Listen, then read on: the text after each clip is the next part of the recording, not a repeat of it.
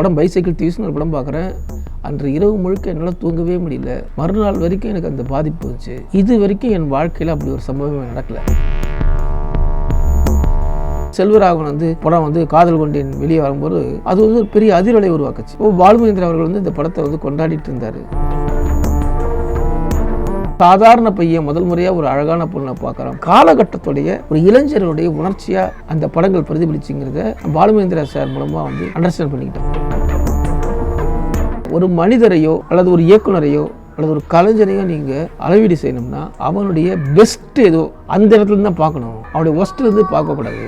அமீர் அவருடைய பருத்தி வீரன், அங்காடி தெரு, சுப்பிரமணியபுரம், தொடர்ந்து அந்த சீசனில் 2005க்கு பிறகு பல நல்ல படங்கள் ஒரு தொடர்ச்சியாக வந்துக்கிட்டே இருந்தது. தமிழ் சினிமா ஒரு உலக சினிமாவாக மாறப்போகுது அப்படின்னு நான் கூட பல கட்டுரைகளில் குறிப்பிட்டிருந்தேன். பேசா பொருளை பேச துணிந்தேன் அப்படிங்கிற ஒரு கோட்பாட்டில் குறிப்பாக தலித் மக்களுடைய வாய்ஸை திரைப்படத்துறையில் நிறைய பதிய வச்சாங்க. அது ஒரு புதிய பரிணாமத்தை அடைஞ்சதுன்னு வச்சுங்களேன். அதில் பரியேறும் பெருமாள் மிக மிக முக்கியமான திரைப்படமாகவும், மெட்ராஸ் ரஞ்சித்தோட மெட்ராஸ் டிமானுடைய அசுரன்.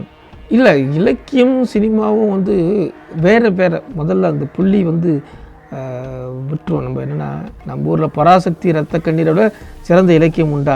பல பேரும் எனக்கு மாயாண்டி குடும்பத்தார்ன்ற படம் எனக்கு தெரிஞ்சு ஒரு தமிழில் சரியாக எடுக்க ஒரு வடிதலான ஒரு சிறந்த இலக்கியத்துக்கு தகுதியான படம், பண்பாட்டு வளர்ச்சியில் படம். தூக்கி குப்பையில் போடப்பட்டது தான் இந்த உலக சினிமாங்கிற வார்த்தையை.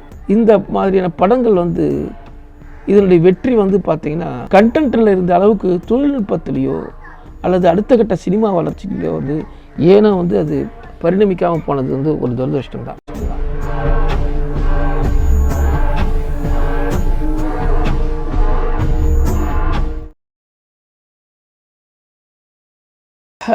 அது ஒரு பெரிய பயணம் தான். என்னுடைய பயணம் பார்த்திங்கன்னா நானே எதிர்பார்க்கல.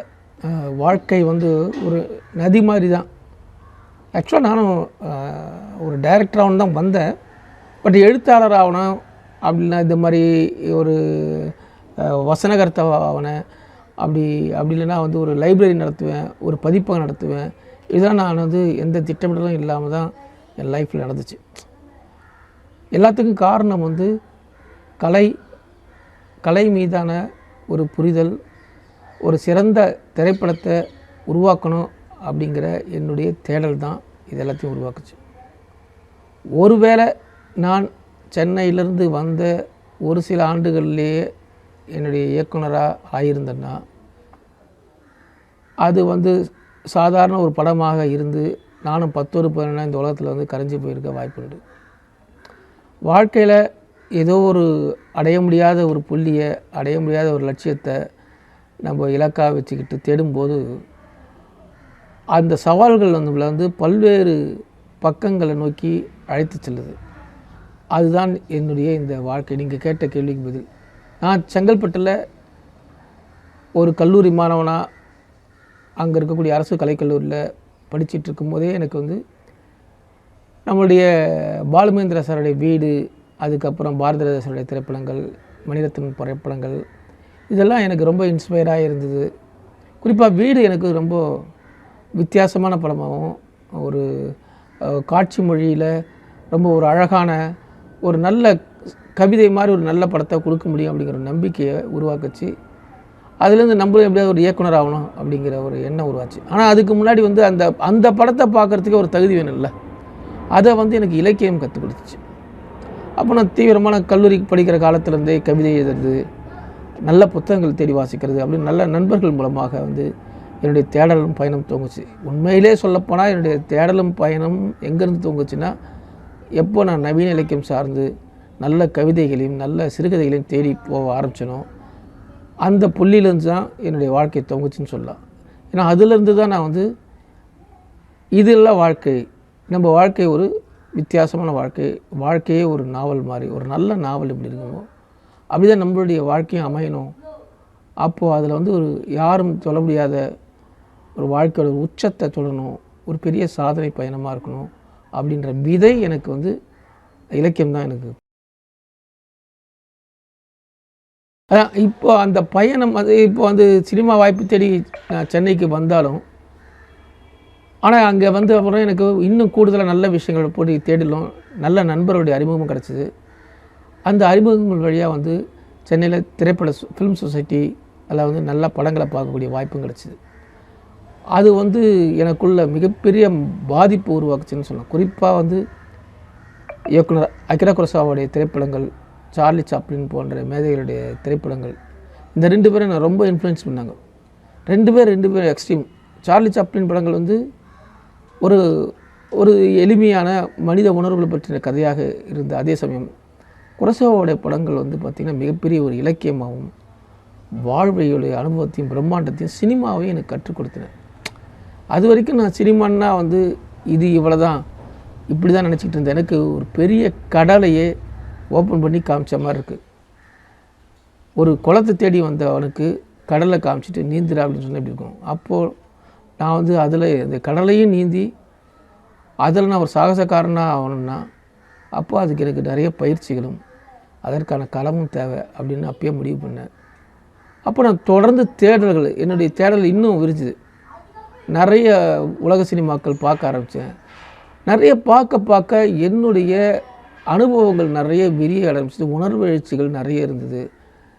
இந்த மாதிரி படங்களில் ஏன் தமிழில் வரல, ஏன் இந்த சூழல் நமக்கு கிடைக்கல? அப்போது யாருக்குமே நமக்கு தெரிஞ்ச விஷயத்த நிறைய பேருக்கு சொல்லணுமே. அப்போ தெரிஞ்சால் தானே தெரிய வரும். இப்போது ஒரு படம் பைசைக்கிள் தீவ்ஸ்னு ஒரு படம் பார்க்குறேன்.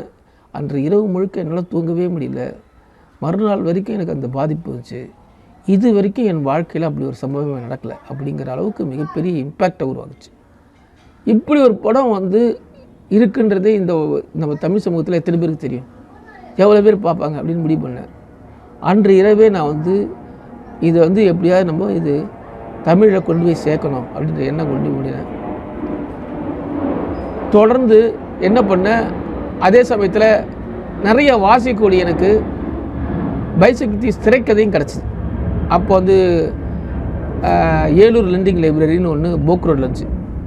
அப்போ அது சூப்பர் குட் ஆஃபீஸ் பக்கத்தில் அந்த லைப்ரரி இருந்தது. அங்கே அந்த புக்கை பண்ணிடுச்சோடனே இதை ஏன் நம்ம தமிழில் மொழி இருக்கக்கூடாது அப்படின்னு சொல்லிட்டு அதே ஆர்வத்தோட அப்போ எனக்கு நான் வந்து ஆங்கிலத்தில் அவ்வளோ பெரிய புலமையாளனும் இல்லை. நான் அரசு கலைக்கல்லூரியில் பள்ளிக்கூடத்தில் முனிசிபாலிட்டியில் தான் படித்தேன். சாதாரண ஒரு பையன் தான். ஆங்கிலம் வந்து எனக்கு மிகப்பெரிய தடை தான். ஆனாலும் என்னுடைய அப்போ ஒரு டிகிரி படித்தவனுக்கு ஓரளவுக்கு என்ன தெரியுமோ அவ்வளோதான் இருந்துச்சு. ஒரு புத்தகத்தை மொழிபெயர்க்கிற அளவுக்கோ எனக்கு அந்தளவுக்கு மிகப்பெரிய போதாமை இருந்தது. ஆனாலும் என்னுடைய ஆர்வம் வந்து நிறைய வந்து உந்தி தள்ளிச்சு. அதுக்கு முன்னாடி நான் புத்தகங்கள் வாசிக்க ஆரம்பித்தேன். ஆங்கில புத்தகங்கள்லாம் வாசிக்க ஆரம்பிச்சிருந்தேன். இதெல்லாம் சேர்ந்து என்னை வந்து எழுத வச்சுது. என்னுடைய முதல் புத்தகமே வந்து பைசைக்கிள் தீவ்ஸ் திரைக்கதை தான். 1999ஆம் ஆண்டு அந்த புத்தகம் வெளிவந்தது. அந்த புத்தகத்தை வந்து பாலுமகேந்திரா அவர்கள் வெளியிட்டார். அதுலேருந்து தான் எனக்கு அவரும் பரிச்சயமானது. இப்படி நல்ல சினிமாக்களை அறிமுகப்படுத்துங்கிற எண்ணமும் நல்ல விஷயங்களை இந்த தமிழ் மக்கள்கிட்ட கொண்டு போய் சேர்க்கணும், அப்போ தானே நல்ல சூழல் உருவாகும் அப்படிங்கிற எண்ணமும் தான் என்ன இந்த உலக சினிமாவை பற்றி தொடர்ந்து எழுத வச்சுது. அதுக்கப்புறம் நான் தினமணியில் அந்த புத்தகத்துடைய வெற்றி வந்து எனக்கு மீடியாஸ் மத்தியில் என்னுடைய கவனத்தை செலுத்தி வச்சுது. அந்த புத்தகம் பற்றி எல்லா பத்திரிகையும் எழுதினாங்க. குறிப்பாக தினமணியில் அப்போ என்னுடைய நண்பர்கள் 2 பேர் அழைச்சினாங்க. தமிழ் மகன், காயத்ரின்னு 2 பேர். அவங்க தான் எனக்கு வந்து நீங்கள் வந்து உலக சினிமா பற்றி தினமணியில் தொடராக எழுதுங்க அப்படின்னாங்க. அதுக்கப்புறம் தான் உலக சினிமாவுடைய வரலாறு அப்படின்னு ஒரு தொடர் எழுதினேன். அதுக்கப்புறம் தான் அந்த புத்தகங்கள்லாம் வெளியே வந்துச்சு. அதுக்கப்புறம் அதனுடைய பாகம் 1, பாகம் 2, பாகம் 3 உலக சினிமா வந்து 100 வருஷத்துடைய வரலாறை வந்து 3 பாகங்களாக இது வரைக்கும் தொகுத்து வெளியிட்டிருக்கேன். இதுதான் என்னுடைய சினிமாவுக்கு வந்து சினிமாவை பற்றி எழுத வந்ததனுடைய கதை.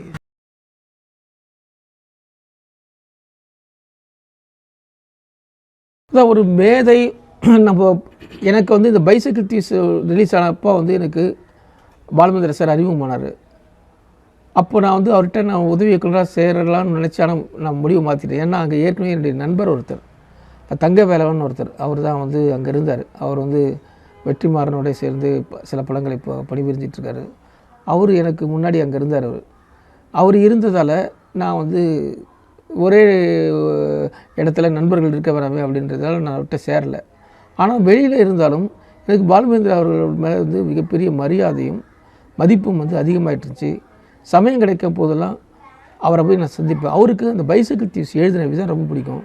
அதனால் அவருடைய திரைப்படங்களான வீடு, அழியாத குளங்கள் போன்ற திரைக்கதைகளை தமிழில் மொழிபெயர்க்கணும், தமிழில் கொண்டு ஒரு திரைக்கதையாக கொண்டு வரணும் அப்படிங்கிற எண்ணம் அவருக்கு இருந்துச்சு. அப்பப்போ என்கிட்ட சொல்லுவார். அதுதான் நான் எங்களுக்கு அவர் கூட சந்திக்கிறேன் புள்ளி. அதுக்கப்புறம் அவர் திரைப்பட பள்ளி ஆரம்பிச்சது. அதுக்கப்புறம் ஏதாவது ஒரு முக்கியமான விஷயம்னா அவர் என்னை கூப்பிடுவார், பேசுவார். ஒரு புதிய படம் பார்த்தாலும், புதிய டாக்குமெண்ட்ரி வந்தாலும், ஏதாவது புதிய விஷயங்கள் நடக்கும்போது, சமூகத்தில் நடக்கும்போது பேசுவார். நானும் அவர்கிட்ட போய் பேசுவேன். அதே மாதிரி தான் செல்வராகவன் படம் காதல் கொண்டேன் வெளியே வரும்போது அது ஒரு பெரிய அதிர்வலை உருவாக்குச்சு. அது வரைக்கும் அந்த மாதிரியான ஒரு படம் ஒரு க்ரைம் த்ரில்லர்லேயோ ஒரு இது வரல. பாலுமகேந்திரா அவர்கள் இந்த படத்தை கொண்டாடிட்டு இருந்தார். அப்போ அது விஷயமாக நான் அவர்கிட்ட சந்திக்க போகும்போது சொன்னார், சினிமாங்கிறது நீங்கள் நீங்கள் வெறும் நல்ல உணர்வுகளை, நல்ல உணர்ச்சிகளை மட்டுமே நீங்கள் நல்ல சொல்கிறது, எப்படி சமூகத்தால் ஒடுக்கப்பட்ட ஒரு கதாபாத்திரங்கள் எப்படி சமூகத்தை பாதிக்குது, அதன் வழியாக மக்களை மறுகட்டமைப்பு, சமூகத்தை மறுகட்டமைப்பு செய்கிறதுல மிக முக்கியம் உதவுன்னு எனக்கு எடுத்து சொல்லி அந்த படத்தை அந்த படம் பற்றி எனக்கு அபிப்பிராயத்தை மாற்றினார். அது பல விஷயங்கள் அவர் சொல்லி நான் மாறி. அதுக்கப்புறம் தான் தெரிஞ்சுது, தனுஷ் அப்படிங்கிற செல்வருடைய பாத்திரங்கள் எல்லாமே ஒடுக்கப்பட்ட அல்லது சமூகத்தில் அவங்க ஒரு ஒரு சாதாரண மக்கள் அவங்களுடைய ஆசைகள், நிராசைகள், அவங்களுடைய கனவுகளாக இருந்துச்சு. அப்புறம் நான் அனலைஸ் பண்ணி பார்க்கும்போது அந்த காலகட்டம் சமூகத்துடைய அடுக்குகள் குலையக்கூடிய காலகட்டமாக இருந்துச்சு. நிறைய இன்ஜினியரிங் கல்லூரிகள் வர ஆரம்பிச்சிது. இன்ஜினியரிங் கல்லூரியுடைய வரவு என்னென்னா, அது வரைக்கும் சாதாரண மக்கள் +2 வரைக்கும் படிப்பாங்க. அப்படியே படிச்சுன்னா டிகிரி, பிஏ, ஒரு ஆர்ட்ஸ் காலேஜ் படிச்சுட்டு ஏதாவது ஒரு குமாஸ்தா வேலைக்கு போயிடுவாங்க. அவங்களுக்கு பெரிய படிப்புகள்லாம் படிக்கிறதுக்கான வாய்ப்புகள் இல்லை. அதே பணக்கார பிள்ளைங்க படிப்பாங்க. அதுக்கப்புறம் அவங்க இன்ஜினியரிங், டாக்டர் முடியும். வசதி தான் அவங்கள தீர்மானிச்சது தவிர படிப்பு 2வது தான். ஆனால் இந்த இன்ஜினியரிங் காலேஜ் வருகைக்கு அப்புறம் எல்லாருமே எல்லா படிப்பும் படிக்கலாம் அப்படின்ற ஒரு எண்ணம் வந்துச்சு. அப்போ தான் அடித்தட்டு மக்களும் மேல்தட்டு நடுத்தட்டு மக்களும் எல்லாமே இன்ஜினியரிங் காலேஜில் ஒன்றா சேர்ந்தாங்க. அப்போது இன்ஜினியரிங் காலேஜில் அந்த படிக்கும்போது அப்போ சாதாரண பையன் முதல் முறையாக ஒரு அழகான பொண்ணை பார்க்குறான், பணக்கார பொண்ணை பார்க்குறான். அவனுக்குள்ள அந்த ஏக்கம், அவனுக்குள்ள அந்த பொருளாதார ஏற்ற இறக்கம் எப்படி சூழ்நிலைக்குது அப்படிங்கிற அந்த காலகட்டத்துடைய ஒரு இளைஞருடைய உணர்ச்சியாக அந்த படங்கள் பிரதிபலிச்சுங்கிறத பாலுமகேந்திரா சார் மூலமாக அண்டர்ஸ்டாண்ட் பண்ணிக்கிட்டேன். அப்போ சினிமாங்கிறது வெறுமனே நம்ம நினைக்கிற மாதிரி வெறும் கதை இதோட முடியறதில்லை, சமூகத்தை அது எவ்வளோ தூரத்துக்கு பிரதிபலிக்கக்கூடியதாக இருக்குது அப்படிங்கிறதையும் அவர் தெரிஞ்சுக்கிட்டு, அதுக்கப்புறம் பல விஷயங்கள் அவர் அந்த மாதிரி உரையாடல் நிறைய பேசுவோம். ஒரு படம் பற்றி எனக்கு பிடிச்ச படங்கள் பற்றியும் அவருக்கு பிடிச்ச படங்கள் பற்றியும் பேசுவோம். அப்போ நான் ஒரு டைரக்டருடைய ஒரு படம் அந்த படத்தை பற்றி சொன்னேன். இது அவர் இந்த மாதிரி படங்கள்லாம் எடுத்திருக்காரு, அவரை எப்படி நீங்கள் ஒரு நல்ல இயக்குனர் கொண்டாடுறாமா இல்லையா சார், அவர் ஒரே படம் தான் நல்லா எடுத்திருக்காரு, மற்ற படங்கள்லாம் சுமாராக தான் இருக்குது அப்படின்னு அவர்கிட்ட பேசும்போது அப்போ ஒரு விஷயம் சொன்னார். என்னென்னா, ஒரு மனிதரையோ அல்லது ஒரு இயக்குனரையோ அல்லது ஒரு கலைஞரையோ நீங்கள் அளவீடு செய்யணும்னா அவனுடைய பெஸ்ட்டு ஏதோ அந்த இடத்துல தான் பார்க்கணும், அவருடைய ஒஸ்ட்லேருந்து பார்க்கக்கூடாது. அவர் மோசமான படம் தந்துருக்கலாம், அதான் விட்டுருங்க. அவரால் ஒரு தரமான படம் கொடுக்க முடிச்சதில்லை, அதுலேருந்து தான் அவர் மதிப்பிடணும். அதுக்கு சினிமா உருவாகிறதுக்கு 1008 காரணங்கள் இருக்குது. ஏதோ ஒன்றுத்தில் அவர் அடிபட்டு விழுந்துருக்கலாம். அதனால் எப்பவுமே பெஸ்ட்டு அதுலேருந்து மனிதர்களை எப்பவுமே அவங்களுடைய சிறந்த தருணங்கள்லேருந்து தான் நான் அடையாளம் காண ஆரம்பித்தேன். ஏன்னா நானும் ஒரு சாதாரண மிடில் கிளாஸ், சாதாரண ஒரு ஒர்க்கிங் கிளாஸ் கம்யூனிட்டிலேருந்து வந்தவன் தான். என்னுடைய சிந்தனைகள் அப்படி பெருசாகணும். ஆனால் பாலுமகேந்திரா அவர்கள் அதை பண்படுத்தினார். இதையெல்லாம் இப்படி பார்க்கக்கூடாது, இப்படி பார்க்கணும், அப்படி பார்க்கணும். அவருடைய உதவியாளராக இல்லாமையே இருந்து நான் ஆனால் அவர் கூட நெருங்கி பழகி கலந்துரையாடி, அதனால் அவருக்கும் என்னுடைய எழுத்து திறமை பிடிக்கும். அவருக்கு அந்த பைசைக்கிள்ஸ் ரொம்ப பிடிக்குன்றதால எல்லார்கிட்டையும் சொல்லுவார். என் மூலமாக அவருடைய எல்லா திரைக்கதையும் பண்ணணும்னு ஆசைப்பட்டார். அப்புறம் எல்லா சினிமாக்கள் பற்றி என்னை பற்றி ஒரு பத்திரிகையிலும் கொடுத்தார் பேட்டி. சண்டே இண்டியனில் தான் எதிர்பார்க்கக்கூடிய அடுத்த தலைமுறை இயக்குநர்கள் அப்படின்றது பேரில் என்னுடைய பேரையும் அவர் குறிப்பிட்டிருந்தார். அப்போல்லாம் இத்தனைக்கும் நான் வெறும் உதவி இயக்குனராக தான் இருக்கேன். அப்போது என் மேலே அவர் வச்சுருந்த அந்த நம்பிக்கை, நான் பேசுகிறது மூலமாக இதெல்லாம் சேர்ந்து அவர் மதிப்பு. சினிமாவில் ஒரு இயக்குனராக ஆகிட்டாங்கனாலே கொஞ்ச நாள் வாழ்ந்ததுக்கப்புறம் கூடும் வரைக்கும் பழைய நண்பர்களை திருப்பி பார்க்க மாட்டாங்க, அல்லது பழைய விஷயங்களை யோசித்து பார்க்க மாட்டாங்க. அந்த மாதிரி சுச்சுவேஷனில் பாலுமகேந்திரா அவர்கள் மிகப்பெரிய சாதனைகள், சமூகத்தில் மிகப்பெரிய அழுத்தமான இடம் பிடிச்சதுக்கப்புறம் அவர் என்ன செய்வார்னா, நீங்கள் புதுசாக அவர் ஆஃபீஸுக்கு போனால் கூட உங்களை உட்கார வச்சு பேசுவார், அவர்கிட்ட நல்லா பழகுவார். உங்களுடைய புத்தகம் வெளியிட்டேன்னா அவர் வருவார், இப்போ எத்தனையோ இயக்குநர்கள் வந்து நம்ம ஒரு புத்தக வெளியிட்ட கூப்பிட்டுனா வரமாட்டாங்க, ஒரு நிகழ்ச்சி கூப்பிட்டா வரமாட்டாங்க. ஏன்னா அது அவங்களுடைய வேலையை அவங்களுக்கு பிஸி தான். ஆனால் மற்றவர்களுடைய வளர்ச்சிக்காக, மற்றவர்களுடைய வாழ்க்கையின் முன்னேற்றத்துக்காக தன்னுடைய நேரத்தை கொஞ்சம் ஒதுக்கி, இது சமூகத்துக்கு தேவை, இந்த மாதிரி ஆட்கள்லாம் வளரணும்னு எண்ணம்ல அந்த ஒரே எண்ணம் கொண்ட, அந்த எண்ணம் கொண்ட எனக்கு தெரிஞ்சு தமிழ் சூழலில் செயல்பட்ட ஒரே இயக்குனர் பாலுமகேந்திரா அவர்கள் தான்.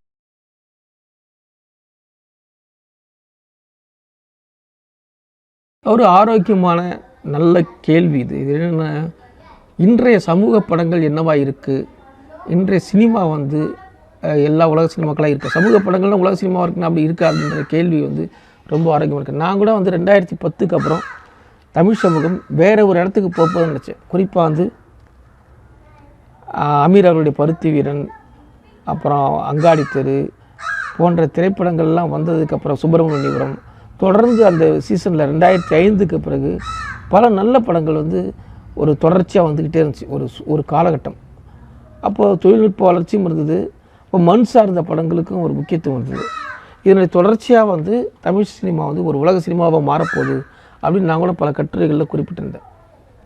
ஆனால் என்ன ஆச்சுன்னு தெரியல, மக்களுக்கு வந்து வேறொரு சினிமா வர வேண்டிய சமயத்தில் தான் நாளைய இயக்குனர் அப்படிங்கிற ஒரு டீம் வந்தது. அவங்களும் வித்தியாசமான படம் கொடுத்தாங்க.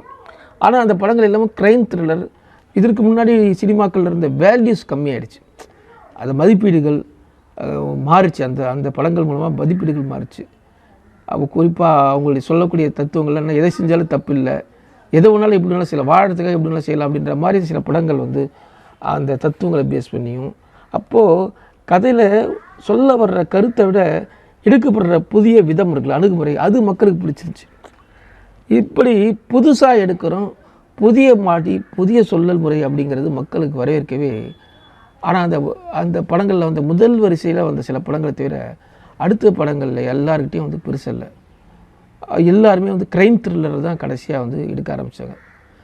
இன்னொரு பக்கம் வந்து பார்த்திங்கன்னா, முன்னொரு பக்கம் அதே சமயத்தில் ஒரு காமெடி படங்கள் நிறைய வர ஆரம்பிச்சிது. அதுக்கப்புறம் அதுவும் வந்து ஸ்டாண்டப் காமெடியாக இருந்துச்சு, தரமான காமெடி படங்களாக வரல.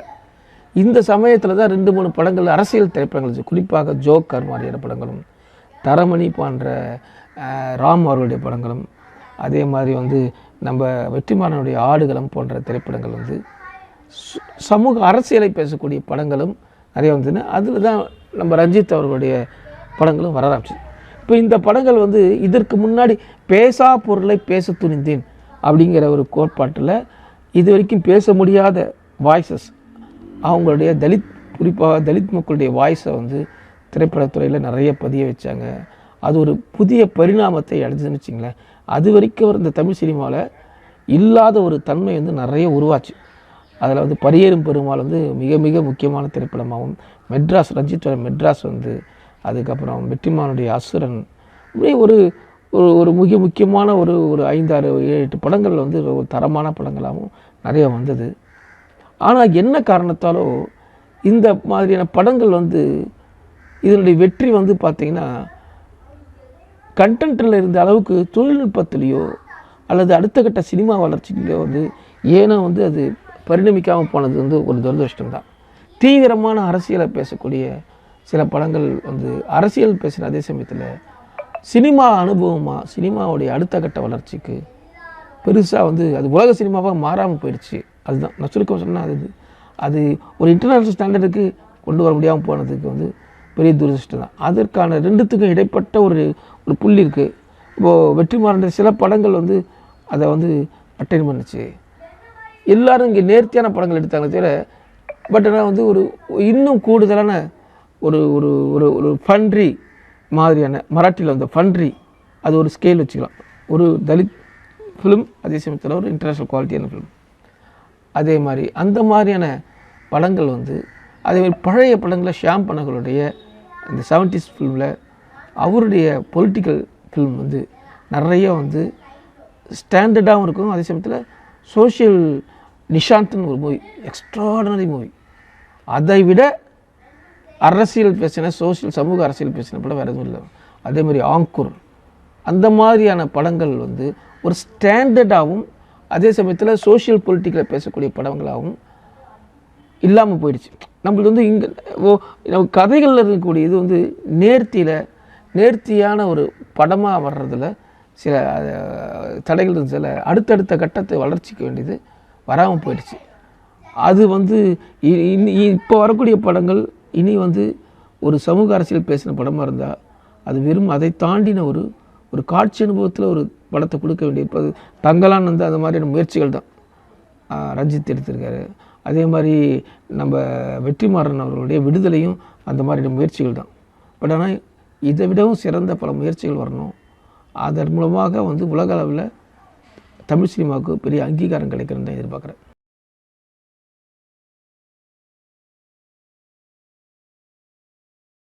இல்லை, இலக்கியமும் சினிமாவும் வந்து வேறு முதல்ல அந்த புள்ளி வந்து விட்டுரும். நம்ம என்னென்னா, இலக்கியம் வேறு, சினிமா வேறு. இலக்கியத்தில் ஆழத்தில் இருக்கக்கூடிய ஒரு விஷயத்தை நீங்கள் சினிமாவில் கொண்டு வர முடியுமான்னு கேட்டிங்கன்னா, அது சினிமாவன்ற பதிவாக தான் இருக்கும். ஒரு நல்ல சினிமாவாக மாறுமான்றது கேட்டிங்கன்னா இல்லை. அதே சமயத்தில் இலக்கியத்தில் சேராத பல மிகச்சிறந்த சினிமாக்கள்லாம் உருவாயிருக்கு. நம்ம ஊரில் பராசக்தி, ரத்த கண்ணீரோட சிறந்த இலக்கியம் உண்டா அப்படின்னு கேட்டிங்கன்னா இல்லைன்னு சொல்லி. ஏன்னா அந்த படங்கள் செஞ்ச சாதனையை வந்து எந்த இலக்கியம் செய்யலை. அந்த காலகட்ட அரசியலை வந்து மிக தைரியமாக பேச. அதேமாதிரி பாரதியோட 16 வயதிலே திரைப்படத்தை விட சிறந்த இலக்கியம் உண்டா? இல்லை. அதே மகேந்திரனுடைய உதிரிப்பூக்களும் அல்லது பாலுமேந்திரனுடைய வீடு, 3ஆம் பிறை, இதெல்லாம் இலக்கியத்தில் பேஸ் பண்ணி உருவாகலையே.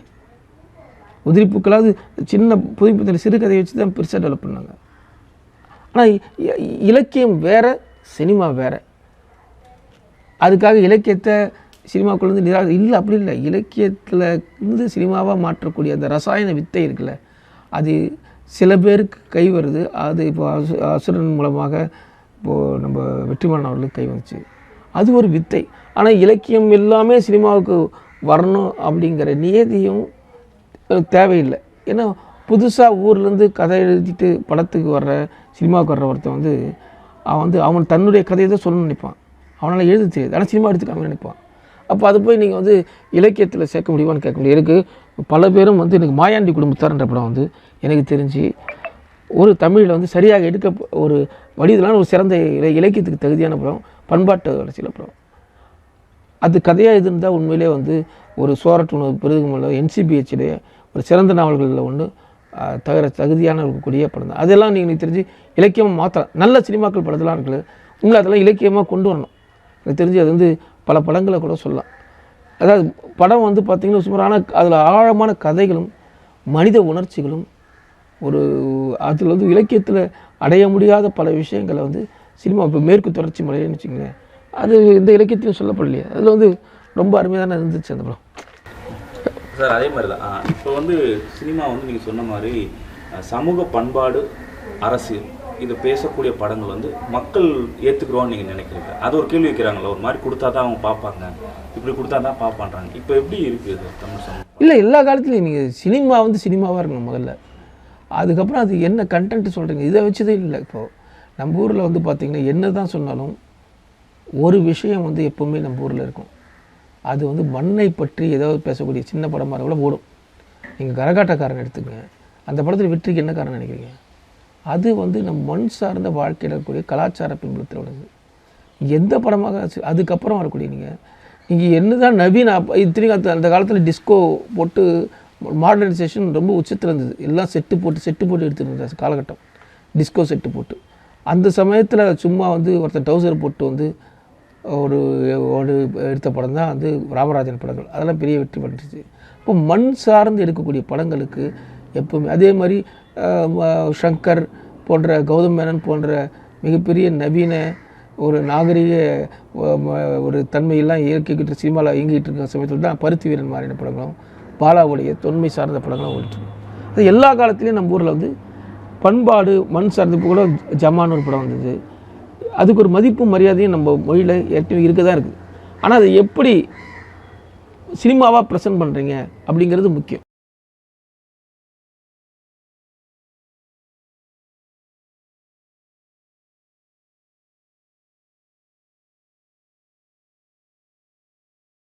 இல்லை, உலக சினிமா வேறு, சினிமா உலகம் வேறுன்னு ஒரு ஃபேமஸான ஒரு இது இருக்குது. அதனால் அதுவும் தமிழ் சினிமாங்கிறது சுத்தமாக வேறு. தமிழ் சினிமாவுடைய ரசனையும் உலக சினிமாவோட ரசனையும் வேறு வேறு. நீங்கள் தமிழ் சினிமாவில் சிறந்த படம் எடுக்கணும்னா, ஒரு வெற்றி பெற்ற படமும் ஒரு நல்ல படமாகவும் இருக்கணும்னா, இப்போ நீங்கள் உலக சினிமாங்கிற ரூட்டு வேறு. இது ரெண்டும் மீட்டிங் பாயிண்ட் இருக்குல்ல, ரொம்ப கம்மி தான். அது வேர்ல்டு சினிமாவாகவும் இருக்கணும், தமிழ் சினிமாவும் இருக்கணும்னா அது ஒரு சவாலான முயற்சி தான். இப்போ அதில் வந்து வெற்றிமாறன் ஓரளவுக்கு வந்து அதை சமாளிச்சிருக்காரு. எல்லாருக்கும் அது கை கொள்ளலை ஒரு. ஆனால் வருங்காலத்தில் இந்த வேர்ல்டு ஸ்டாண்டர்டுக்கான மூவிஸ் தான் நிறைய எடுக்க வேண்டியது இருக்கும். அப்படிப்பட்ட படங்கள் தான் நிறைய வரும். அதற்கான தகுதியுள்ள இயக்குநர்கள் தமிழ்நாட்டிலேருந்து வருவாங்கன்னு நம்புகிறேன். சார், எப்படியான இன்னும் பேசப்படாத கதைக்களங்கள் தமிழ் சினிமாவில் இருக்கு? எவ்வளோ இருக்குது கதைங்கிறது என்னங்க? கதைங்கிறது என்ன? வேறு ஒன்றும் ஒரு மனிதனுடைய வாழ்க்கை தான். தமிழ்நாட்டில் மொத்தம் எத்தனை கோடி மனிதர்கள் இருக்காங்க? பல கோடி மனிதர்கள் இருக்கும், பல கதைகள் இருக்குது. ப்ராபபிலிட்டிஸ் வந்து நீங்கள் எல்லா மனுஷனும் பிறக்கிறான், சாவறான், அதே சாப்பிட்றான், 3 வேளை சாப்பிட்றான், தூங்குறான், எல்லாமே செயல்படுறான். ஆனால் வாழ்க்கை ஒரே மாதிரியாக இருக்குது, எண்ணங்கள் ஒரே மாதிரியாக இருக்குது, அவன் எதிர்கொள்கிற பிரச்சனைகள் ஒரே மாதிரியாக இருக்குது. ஒவ்வொருத்தருக்கும் தனித்தட்ட முறையில் பல நெருக்கடிகள் வாழ்க்கையில். எல்லாருக்குமே எல்லாம் ஏதோ ஒரு கணத்தில் அழறான், எல்லாருமே ஏதோ ஒரு கணத்தில் வந்து பசியால் கஷ்டப்படுறான், காசு இருந்தும் சாப்பிட முடியாமல் அவஸ்தைப்படுறான், மனிதர்களோட பேச முடியாமல் தன்னுடைய ஆறுதலுக்கு வேண்டி 60 வயசில் மனுஷன் வந்து ஏங்குறான். எவ்வளோ பணம் இருந்தாலும் தீர்க்க முடியாத பிரச்சனைகள் எல்லாருக்குமே இருக்குது. அது ஒன்று நோயாக இருக்கலாம், அல்லது வந்து துரோகமாக இருக்கலாம், நண்பர்களின் துரோகமாக இருக்கலாம், அல்லது தனக்கு கிடைக்காத ஏமாற்றமாக இருக்கலாம், கிடைக்காத காதலியாக இருக்கலாம். இப்படி பலவிதமான இழப்புகளும் வலிகளும் வேதனைகளும் இருந்தது தான் தனிப்பட்ட எல்லாருடைய வாழ்க்கை. யாரும் 100% பிறந்ததுலேருந்தே சந்தோஷமாக அககான்னு சிரிச்சிட்டு யாரும் இல்லை. அதேமாதிரி பிறந்ததுலேருந்தே அழுதுகிட்டு இருக்கணும் யாரும் இல்லை. அப்போ எல்லாமே கலந்த ஒரு வாழ்க்கை ஒவ்வொருத்தருக்கும் இருக்கிறப்போ ஒவ்வொருத்தருடைய வாழ்க்கையிலும் ஒவ்வொரு கதை இருக்குது. அப்போ ஒவ்வொருத்தருக்கும் ஒவ்வொருத்தர் மீட் பண்ணும்போது அங்கே ஒரு கதை ஆரம்பிக்குது. ஒருத்தர் மீட் பண்ணும்போது நீங்கள் ரோட்டில் இறங்கி நடந்து போய் டீ சாப்பிட்டு அங்கே ஒரு நண்பர் வர்றான் அப்படின்னா அங்கே பார்க்குறேன்னா அங்கே ஒரு கதை ஸ்டார்ட் ஆகுது. அங்கேருந்து வேறு ஒரு கதைகள் கிளை பிறப்புது. அப்போ கதைங்கிறது வந்து இதுதான். நீங்கள் எத்தனை நண்பர்கள் உங்களுக்கு இருக்கிறதோ அத்தனை கதைகள் வந்து உங்களுக்கு ஒரு நாளைக்கு உருவாகிக்கிட்டே இருக்கும். அப்போது கதைகள்ங்கிறது எல்லாமே சினிமாவாகுமான்னு தான் ஆகுது. அப்போது இதில் ஒரு கிரிட்டிக்கலான சுச்சுவேஷன்ஸ், இதில் பதட்டம் அடையக்கூடிய விஷயம், அதை சொல்லக்கூடிய திராணி இல்லைன்னு, அதை சொல்லக்கூடிய எழுதக்கூடியவன் அப்படிங்கிற இருக்கிறது வரைக்கும் தமிழ் சினிமாவுக்கு கதைகளுக்கு பஞ்சமே இல்லை.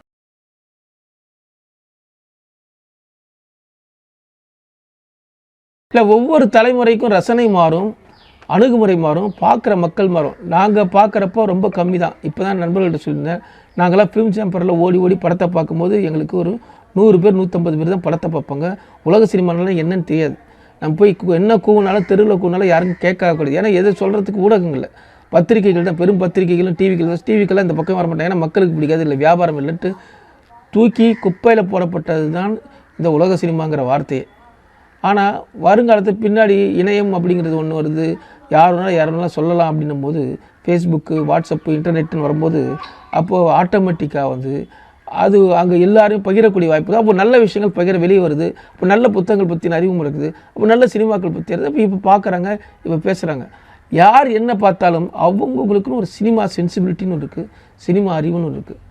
அது அப்படி தான் சினிமாவில் நடக்கும். இந்த நிறைய 10 பேர் இடத்துல யாரோ ஒருத்தர் வராங்கன்னா 1000 பேர் பார்க்குறப்போ 50 பேராவது வரும். அதுதான் ப்ராபபிலிட்டிஸ் தான். 1000 பேர் இன்றைக்கி பார்க்குறாங்க, உலக சினிமா தெரிய வருது, அதுலேருந்து 50 பேர் வருவாங்க. அந்த 50 பேராலும் டைரக்டர் ஆக முடியுமான்னு ஆக முடியாது.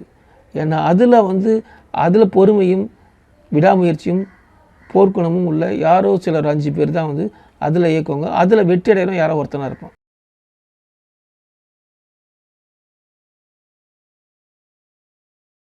பாலுமகேந்திரா நூலகம் தான் இதுக்கெல்லாம் முன்னாடி. நான் வந்து இந்த நூலகத்தை ஆரம்பிக்கிறது முன்னாடி பாலுமகேந்திரா சார் விட்ட ஒரு இடத்த வந்து துவக்கணும்னு நினச்சேன். அப்போ எனக்கு நான் ஒரு படத்தில் ஒர்க் பண்ணும்போது எனக்கு அப்போ வந்து மாதம் வந்து எனக்கு செக்கு வந்து வீட்டுக்கு ஒரு 50,000 எனக்கு வந்துகிட்டே இருந்துச்சு. அப்போ ஒரு முக்கியமான பெரிய படத்தில் வேலை செஞ்சேன் ரைட்டராக. ஸோ அப்போ என்னுடைய தேவைக்கு மற்ற எல்லாத்துக்கும் அதிகமாக இருந்துச்சு. அப்போ நம்ம அதை உருப்படியான காரியம் பண்ணலான்னு சொல்லி தான் அப்போது ஒரு நூலகம்னு ஒன்று துவக்கினேன், அந்த காசை மாதம் செலவு பண்ணி. ஏன்னா அப்போ நூலகத்துடைய தேவை வந்து அப்போ அதிகமாக இருந்துச்சு. நல்ல புத்தகங்கள் கிடைக்கல, காசு கொடுத்து வாங்க வேண்டியது உதவி இயக்குனர்லாம். அப்போ நம்ம ஒரு நூலகம் வச்சு அவங்களுக்கு செலக்டிவான நல்ல புத்தகங்கள் வச்சுருந்து அதை வாங்கி படித்து பயனடைவாங்க அப்படின்ற விஷயத்தில் ஒரு நூலகம் ஆரம்பித்து அதுக்கு பாலுமகேந்திரா சார் பேர் போட்டேன். அதுக்கு நிறைய வரவேற்பு, அதை வந்து பெரிய அளவில் துவக்கி. அப்போது வெறும் நூலகன்றது நூலகம் மட்டுமே இல்லாமல் நல்ல விஷயங்களை பற்றி டிஸ்கஸ் பண்ணக்கூடிய அந்த பயிற்சி பட்டறைகளை உருவாக்குறது, அவங்களுக்கு தொடர்ந்து ட்ரைனிங் இது அவசியம். சினிமாவில் வந்து வெறுமனே வந்து எந்த பயிற்சியும் இல்லாமல் நடிக்க வர்றாங்க, எந்த பயிற்சியும் இல்லாமல் சினிமாவை கற்றுக்கணும்னு வர்றாங்க, ஆர்வம் வர்றாங்க. எல்லாருக்கிட்டையும் வந்து டிஎஃப்டியை படிக்க முடியாது அல்லது விஸ்காம் போய் படிக்க முடியாது. அப்போ அவங்களுக்கு குறைந்தபட்ச அறிவாவது நம்ம இலவசமாகவோ அல்லது வந்து குறைந்த ஒரு கட்டணத்திலேயோ வந்து அவங்களுக்கு பயிற்சி கொடுக்க முடியும் அப்படிங்கிற எண்ணத்தில் தான். இதன் மூலம் வந்து 2 விஷயம் அவங்களுக்கு நடக்குது. என்னென்னா, அவங்க சினிமா பற்றின அறிவு, சினிமா பற்றின புரிதல் வந்து வழக்கமாக சினிமா ஊரில் சினிமா பார்த்துட்டு வர சினிமாவை எடுக்கக்கூடிய கும்பல்லேருந்து அவங்க விலகி வர்றாங்க. நம்ம நல்லா படித்து நல்ல ஒரு அறிவை தேர்த்திக்கிட்டு சினிமாவுக்கு வரணுன்ற எண்ணம் வருது. அதன் மூலமாக சூழலுக்கு ஆரோக்கியமான நல்ல படங்கள் உருவாது. இன்றைக்கி இயக்கக்கூடிய இன்றைக்கி புதுசாக வர நிறைய இயக்குநர்கள் என்கிட்ட சொல்கிறதுனா, சார் நான் உங்கள் ஒர்க் ஷாப்பில் கலந்துக்கிட்டேன், நான் உங்களுடைய கிளாஸில் கலந்துருக்கேன், நான் ஏதோ ஒரு விதத்துலேருந்து இன்றைக்கி வரையும் பல பேர் இயக்குநர்கள் எல்லாம் சொல்கிறாங்க. அப்படி சொல்லும்போது எனக்கு ஒரு பெருமையாகவும் அது நம்ம ஏதோ ஒரு விதத்தில் வழிகாட்டியாக இருந்திருக்கோம் அப்படிங்கிறது தான். ஒரு ஆரோக்கியமான சொசைட்டியை உருவாக்குறதுக்கு அதனுடைய ஒரு நல்ல சமூகம், நல்ல படைப்புகள் அவசியம். நல்ல படைப்புகளை உருவாக்குறதுக்கு நல்ல சிந்தனைகள், நல்ல இது உருவாக்கக்கூடிய இந்த மாதிரியான விஷயங்கள் வந்து நாங்கள் வந்து ஒரு பல தளங்களில் ஒரு எப்படி ஒரு விவசாயிக்கு வந்து ஒரு மண்புழு வேலை செய்தோ அந்த மாதிரியான நல்ல சொசைட்டிக்காக இந்த பயிற்சி பெற்றவர்கள் மூலமாக நாங்கள் மண்புழு பார்க்குற வேலையை செய்கிறோம்.